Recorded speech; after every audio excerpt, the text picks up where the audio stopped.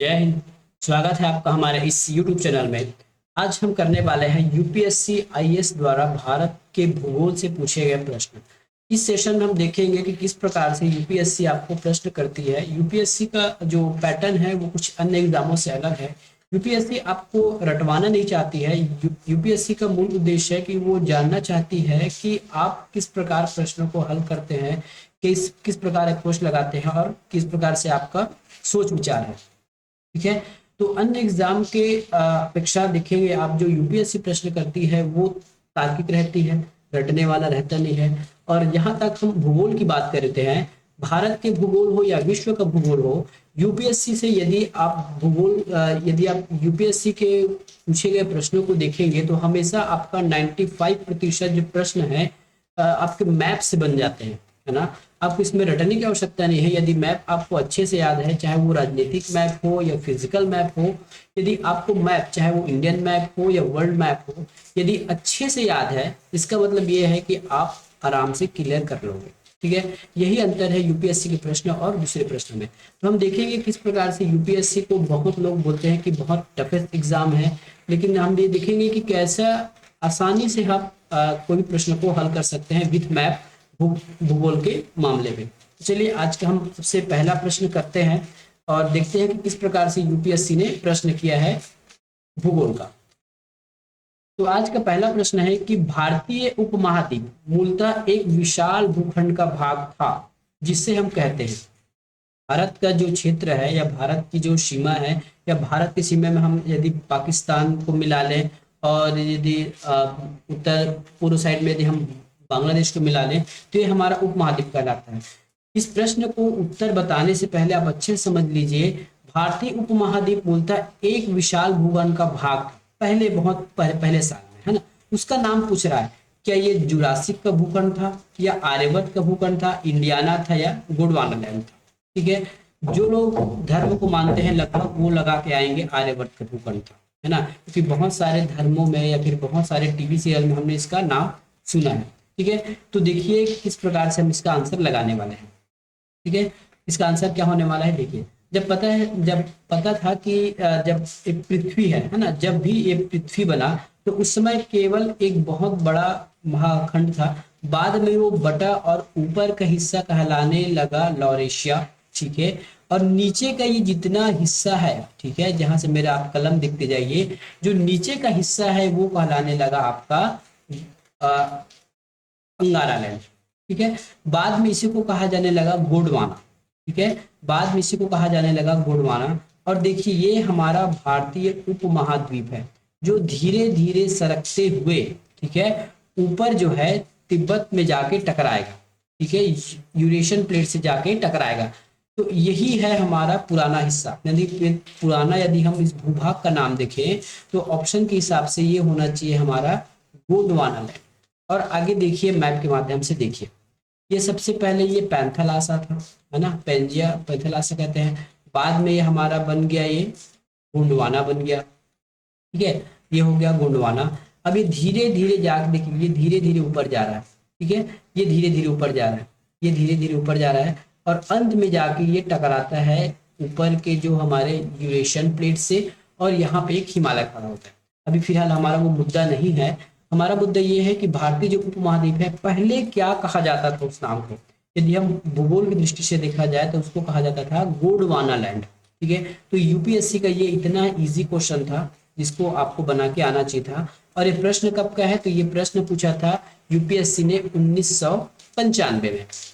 अगला प्रश्न देखते हैं, भारत में निम्नलिखित में से कौन सी पर्वत श्रेणी केवल एक ही राज्य में फैली है। अब देखिए इस प्रश्न को यदि आप बनाना चाहते हैं तो आप इसको रटिए मत, है ना, मैप से याद कीजिए कि कौन सी पर्वत श्रेणी कहाँ पे है, उसका विस्तार किन किन राज्यों में है, कहाँ कहाँ को टच करती है।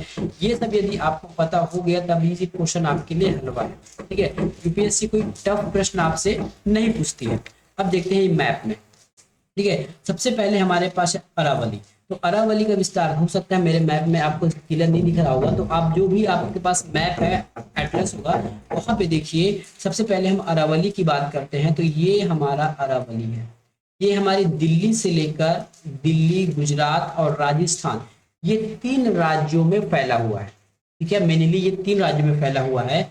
हमको पूछा गया है कि कौन सा पर्वत श्रेणी है जो केवल एक राज्य में फैला है, तो अरावली तो दिल्ली में फैला हुआ है ना, और नीचे गुजरात में, और ये मेनली तो राजस्थान में है। तो ये 3 राज्यों में हमको दिख रहा है, तो हमारा अरावली ऑप्शन उत्तर हो नहीं सकता।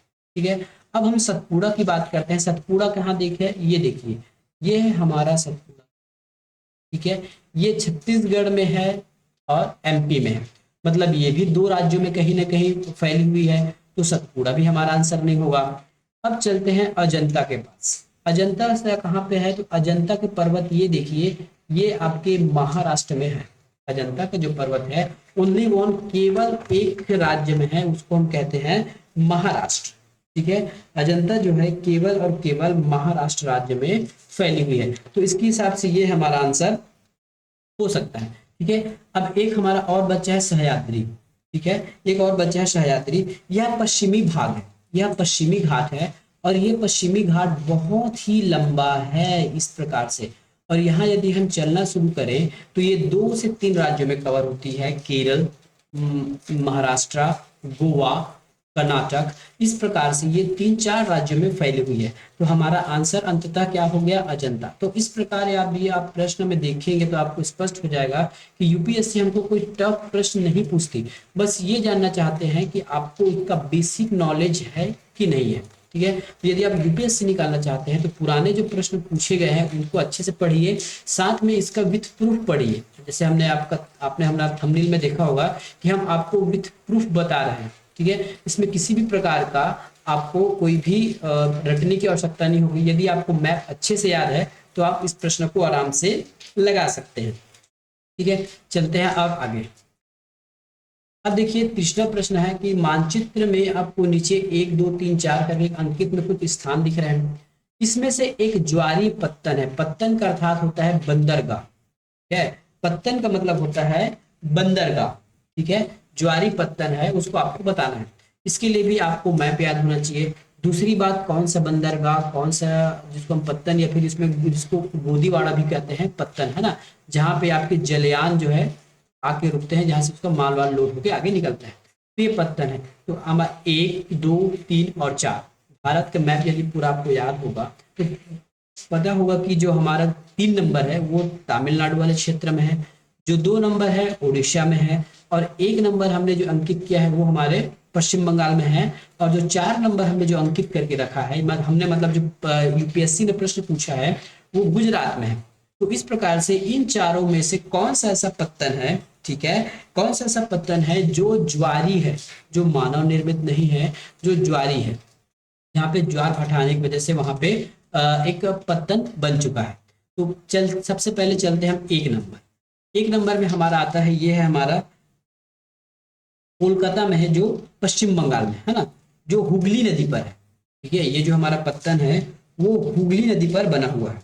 ठीक है, ये हमारा हुगली नदी पर बना हुआ, हुगली नदी पर ये बना हुआ है। दूसरे नंबर पर आते हैं तो ये हमारा उड़ीसा पर है। उड़ीसा पे कहाँ पे है, उड़ीसा राज्य के पाराद्वीप में। ठीक है, उड़ीसा राज्य के पाराद्वीप में स्थित ये बंदरगाह है। तीसरे नंबर पे आते हैं तो ये हमारे कोची केरल में है। ठीक है, मैं तमिलनाडु बोल रहा था, इस साइड में है, कोची केरल में है। ठीक है, ये हमारे केरल में है। और जो चौथे नंबर का बंदरगाह है ये आपका कांडला बंदरगाह है। कांडला बंदरगाह आपका कहाँ पे है, गुजरात में। ठीक है, कांडला बंदरगाह गुजरात में। तो जो कांडला बंदरगाह है वह हमारा एक ज्वारी बंदरगाह है। कांडला बंदरगाह जो है एक ज्वारी बंदरगाह है। यह कच्छ के रण से क्षेत्र हो, यह कच्छ के रण में, देखिए यहाँ पे कच्छ का रण है ना, यह कच्छ के रण में ये स्थित है। ठीक है, यहाँ से कच्चा लोहा, नमक, पेट्रोलियम पदार्थ आयात एवं निर्यात किए जाते हैं। हमारा प्रश्न क्या था कि ज्वारी बंदरगाह कौन सा है, तो जो 4 नंबर है वो हमारा आंसर होगा, यही हमारा ज्वारी बंदरगाह है। यह प्रश्न भी पूछा गया था 1995 में। अगला प्रश्न है, दिए गए मानचित्र में 4 स्थान दिए गए हैं, इन तीनों स्थानों में से थर्मल पावर, जो 4 स्थान दिए हैं इनमें से कोई 3 स्थान में थर्मल पावर विद्युत गृह लगा हुआ है। एक ऐसा स्थान है जिसमें थर्मल पावर स्टेशन नहीं है। मैं प्रश्न फिर से पढ़ रहा हूं, दिए गए मानचित्र में 4 स्थानों में से 3 स्थान में थर्मल पावर स्टेशन अर्थात उष्मा विद्युत गृह स्थापित है। जिस स्थान पर कोई थर्मल पावर स्टेशन नहीं है हमको उसको चिन्हांकित करना है। ठीक है, ये ऐसा भी प्रश्न आपको पूछा जाएगा। ठीक है, तो आपको भारत के मैप में याद रखना होगा कि कौन सा थर्मल पावर या फिर कौन सा राष्ट्रीय उद्यान या जो भी बड़े बड़े जो फेमस स्थान है वो कहाँ पर है और वो किस प्रकार के। ठीक है, तो इनमें से जो 4 है ना, वो तो थर्मल पावर है, लेकिन जो एक है वो थर्मल पावर इसमें नहीं है, तो वो हमको बताना है। ठीक है, सबसे पहले हम इसमें राज्यों की देख लेते हैं कि कौन कौन सा कहाँ पे है। ठीक है, तो 1 नंबर हमने लिखा है गुजरात, ये हमारे गुजरात में है, ये गुजरात का है। और गुजरात का क्या चीज है, ये विद्युत गृह है, उकाई का, उकाई विद्युत गृह है। ठीक है, मतलब ये थर्मल पावर एनर्जी है। दूसरा नंबर है हमारे, दूसरा नंबर कहाँ पे दिख रहा है आपको, तो दूसरा नंबर दिख रहा है आंध्र प्रदेश में। ठीक है, आंध्र प्रदेश में एपी लिख देता हूँ, एपी है, ये हमारा यहाँ पे विद्युत गृह है। ठीक है, बिस्मा विद्युत, क्या चीज है ये, बिसरमा विद्युत गृह। लेकिन ये हमारा एनटीपीसी नहीं है, थर्मल पावर वाला, या फिर थर्मल पावर से यहाँ पे विद्युत बनाया नहीं जाता, उत्पादन नहीं किया जा सकता, ये है हमारे जल विद्युत गृह है। ठीक है, इसका नंबर, इसका मतलब है यही मेरा ऑप्शन सही है, जल विद्युत गृह, बिसरमा विद्युत गृह, आंध्र प्रदेश। अब देख लेते हैं तीसरा कौन सा है, तो तीसरा हमारा है कोरबा, छत्तीसगढ़ का, छत्तीसगढ़ का कोरबा, जहां पे थर्मल पावर स्टेशन है। ठीक है, चौथा नंबर है हमारा उत्तर प्रदेश में ओबरा।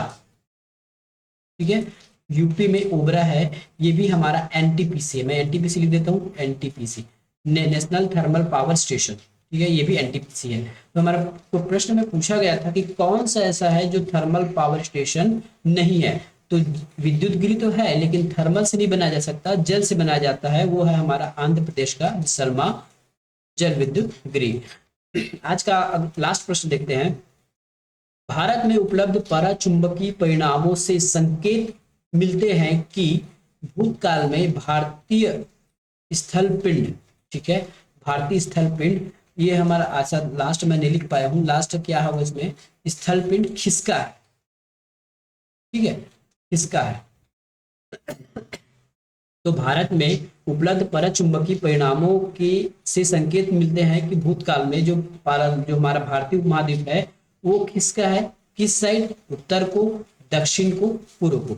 ये प्रश्न का उत्तर आप जानना चाहते हो तो हमने जो पहला प्रश्न किया था उसी में उसका उत्तर नहीं थे, ये देखिए, है ना, ये है हमारा भारतीय उपमहाद्वीप। अब ये बताइए कि अपने ये मूल स्थान से किस दिशा में अग्रसर हो रहा है। ठीक है, अग्रसर की दिशा में हो रहा है, ये देखिए, ये यहाँ पे है, ये ऊपर चल रहा है, ये ऊपर चल रहा है, ये भी ऊपर जा रहा है, और ये ऊपर जा रहा है, और ये जाके यहाँ पे मिल गया। इसका मतलब ये उत्तर दिशा में खिसक रहा है। ठीक है, उत्तर क्या हो जाएगा हमारा कि भारत में उपलब्ध पराचुंबकीय परिणामों के संकेत मिले हैं कि भूतकाल में जो भारतीय स्थल खंड है वो उत्तर दिशा में खिसका हुआ है, तो हमारा आंसर आ जाएगा उत्तर को। ठीक है, ये देखिए, ये उत्तर दिशा में खिसकते हुए जा रहा है और वहां पे स्थिर हो गया। ठीक है, और अभी भी ये थोड़ा थोड़ा ऊपर जा ही रहा है, उत्तर हमारा हो गया उत्तर। तो ये था आज का हमारा सेशन, जिसमें हमने चर्चा किया भारत के भूगोल के बारे में कि यूपीएससी किस प्रकार से प्रश्न होते हैं। ये आपके छोटे मोटे एग्जाम में पूछा गया प्रश्न नहीं है, यूपीएससी में पूछा गया प्रश्न है, और सारे प्रश्नों को आप देखेंगे तो हमने सारी चीजें मैप से कवर कर ली है ना, आपको इसमें रटने की कहीं भी आवश्यकता नहीं पड़ी। तो यूपीएससी आपको रटवाना नहीं चाहती है, यूपीएससी आपको समझाना चाहती है, आपका सोच विकसित करना चाहती है। ठीक है, मिलेंगे नेक्स्ट वीडियो में नेक्स्ट सेशन के साथ, और आगे और प्रश्न करेंगे कि भारत के भूगोल में किस प्रकार से प्रश्न किया गया है। हम 1995 से लेकर 2023 तक जो प्रश्न पूछे गए हैं भारत के भूगोल से या फिर विश्व के भूगोल से, वो सब कंप्लीट करने वाले हैं विद प्रूफ, इसी मैप के अनुसार। मिलेंगे नेक्स्ट वीडियो में, तब तक के लिए धन्यवाद। यदि चैनल पर नए हैं तो पहले चैनल को सब्सक्राइब कीजिए, वीडियो को लाइक कीजिएगा। ठीक है, मिलेंगे नेक्स्ट वीडियो में।